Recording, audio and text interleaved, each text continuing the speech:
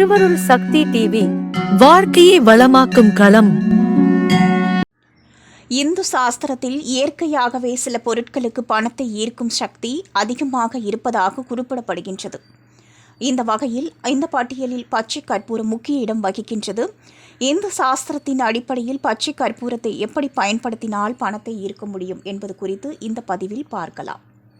இயற்கையாகவே நேர்மறை ஆற்றல்களை ஈர்க்கும் ஆற்றல் கற்பூரத்திற்கு காணப்படுகின்றது.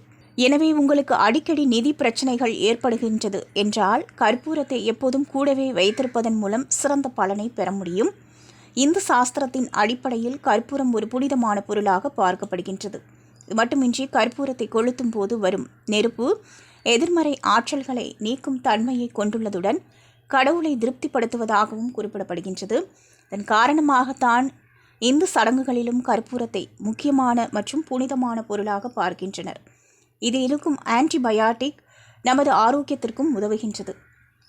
வாஸ்து சாஸ்திரத்தின் அடிப்படையில் கற்பூரத்தை நீங்கள் செல்லும் இடங்களுக்கு எடுத்து சென்றால் பணப்பிரச்சனைக்கு தீர்வு கிடைக்கும். இதன் வாசனை மன அழுத்தத்தை போக்கி சிந்தனையை தெளிவுபடுத்தும் ஆற்றலை கொண்டிருக்கின்றது.